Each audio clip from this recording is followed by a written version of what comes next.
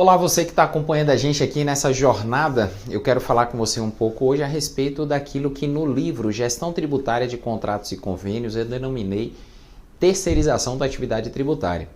Olha, é um fenômeno tipicamente brasileiro e que evidencia muito a cultura de sonegação no nosso país, mas ao mesmo tempo a cultura da administração pública ali, digamos, em parte preguiçosa, em parte conveniente.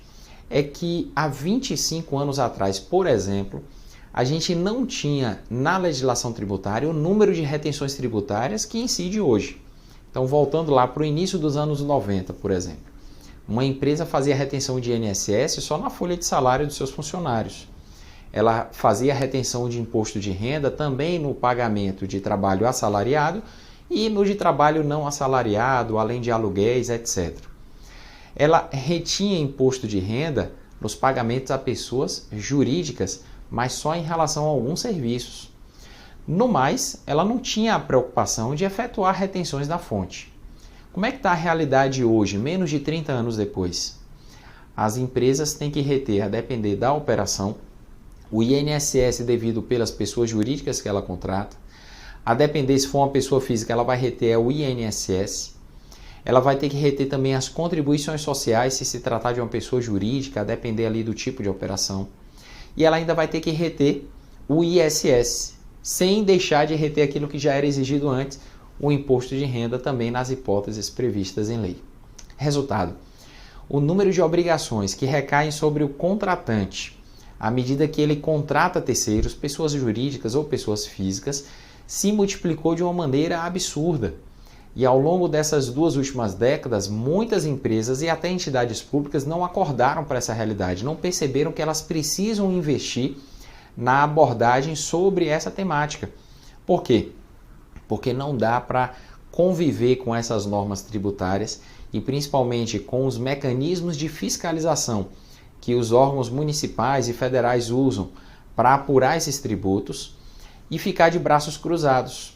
Aqueles que ignoram o que a legislação prevê, cedo ou tarde, vão amargar um prejuízo muito grande, porque os mecanismos que a fiscalização hoje tem disponíveis facilitam muito a apuração desses valores. Vamos dar aí dois exemplos. Em relação aos tributos municipais, ou ao ISS, melhor dizendo, a gente tem a nota fiscal eletrônica, que facilita muito o controle da apuração do ISS por parte dos municípios. E no que diz respeito aos tributos federais, a gente tem aí a implantação de E-Social e FD-Reinf que ocorreram recentemente e que também tem como objetivo, dentre outras coisas, facilitar a apuração desses tributos incidentes na fonte. Infelizmente, apesar da grande quantidade de trabalho e do custo que isso representa para muitas empresas e também entidades públicas, do ponto de vista legal, o artigo 128 do CTN autoriza os governos a procederem dessa maneira. Porque o artigo 128 fala que a lei pode atribuir a uma terceira pessoa a responsabilidade pelo crédito tributário. Ou seja, se eu estou falando de um tributo da União, basta o Congresso Nacional aprovar uma lei dizendo que os tomadores ou os contratantes daquelas operações terão que reter tais e tais tributos, recolhendo dessa e daquela forma. Se eu estou falando do ISS, o município pode aprovar em sua Câmara de Vereadores uma lei estabelecendo quem são os tomadores de serviços obrigados a efetuar a retenção na fonte do imposto municipal. Por todas essas razões, cabem às empresas e às entidades públicas o dever de investir nessa matéria, buscando cumprir com o máximo de rigor aquilo que está previsto nas respectivas normas legais, a fim de evitar prejuízos decorrentes aí de auditorias fiscais. A gente oferece não só a nossa obra Gestão Tributária de Contratos e Convênios, como também os nossos cursos que levam o mesmo nome para tratar dessa matéria com profundidade. O nosso curso é o único do mercado, pelo menos que a gente tem notícia, que fala da matéria em 24 horas aula e ao final do treinamento ainda muitas pessoas saem desejando mais, desejando que a carga horária seja estendida para abordar ainda mais detalhes sobre o tema.